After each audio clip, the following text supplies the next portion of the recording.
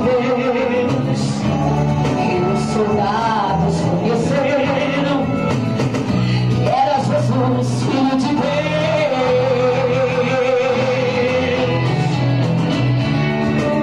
Tudo isso ele passou. Pra que, igreja? Pra salvar o pecador.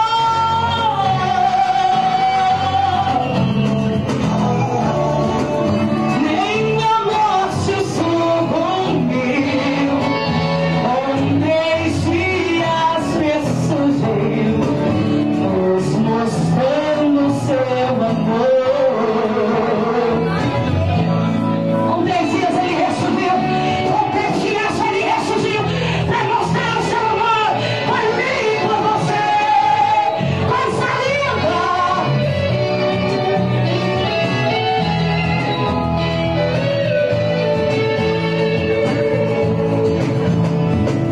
Quando o homem olha para a cruz, vê o amor e a salvação. Sabe o sangue de Jesus é quem nos dá libertação. E o seu amor é infinito, e ele é justo e fiel. Ele passou por tudo isso. Para que, igreja?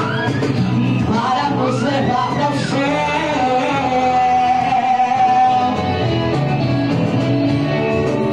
Tudo isso ele passou.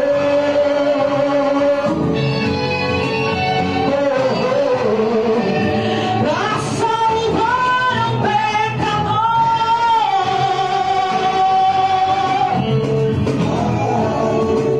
Nem a morte sucumbiu, o Messias ressurgiu, nos mostrando seu amor.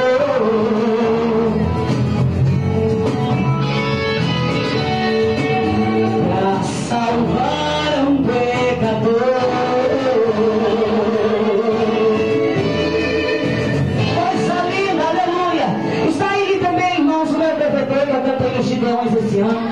Quem quiser estar adquirindo para a glória de Deus, para ajudar meu ministério, está aí, aleluia. Eu quero agradecer o carinho de toda esta igreja. Semana que vem vou estar indo lá para o Rio Grande do Sul, da cidade de Nonoai. Peço às irmãs de oração, você que é de oração, que ora, que busca, apresenta a minha vida, aleluia, que eu vou estar orando por esta igreja.